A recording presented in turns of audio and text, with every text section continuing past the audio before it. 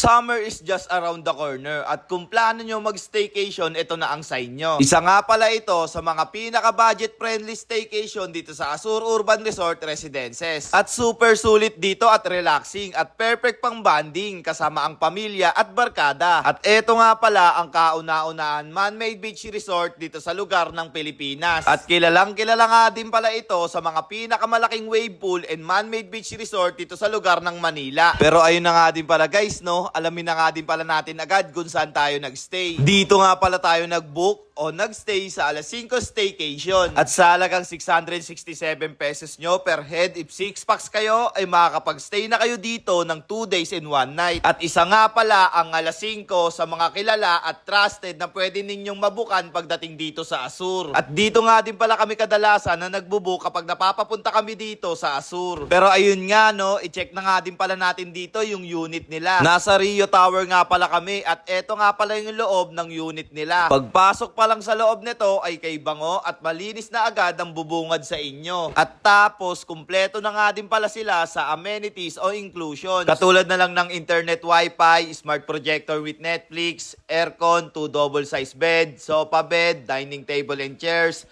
kitchen and cooking utensils, ref, microwave, card and board games, CR na may hot and cold shower at napakarami pang iba. Nandyan na nga din pala yung kanilang towel and other basic toiletries. May pa-darts and mini billiard nga rin po pala sila rito kaya sobrang panalo. Pagdating naman sa kanilang balcony o balkonahe ay ganito nga pala kalawak yung space nila. Pwede kayong mag-inom dyan o magkantaan o mag-run sa buhay basta wag lang kayo tatalon. At yan nga pala yung makikita nyong view kapag nasa balkonahe na kayo. At ganito nga pala ang itsura niya kapag sasapit na ang gabi. Sobrang ganda dito guys, promise, at nasa gitna pa mismo at nasa pinakataas dahil nasa 22 floor yung pag-stay na ninyo. At tapos guys, may bar nga rin po pala sila dyan sa baba kaya pwede kayo mag-inom dyan o mag-chill. At kapag magbubook nga pala kayo, i-PM nyo nga lang din po pala ang kanilang FB page na nandito at ilalagay ko na nga lang din po pala sa comment section. At kung ano nga po pala nakalagay dun guys, yun lang din mismo ang i-PM ninyo para iwas scam. May bayad nga din pala yung kanilang wave pool dito at tapos uulitin ko lang ha, good for 6 packs nga pala yung pag-stay na nyo dito sa Alas 5 Staycation. At ayun na nga din pala guys, no, kung nakukulangan man kayo sa impormasyon ko, ay ilalagay ko na nga lang din po pala sa comment section. So paano, hanggang dito na nga lang din po pala tayo. So kita-kits na lang ha.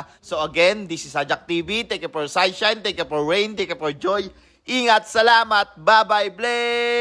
Mag-book na kayo dito sa Alas 5 Staycation. Siguradong sulit ang bayad nyo rito dahil siguradong mag-e-enjoy kayo. So paano, mag-book na kayo dito ha? Let's guys go!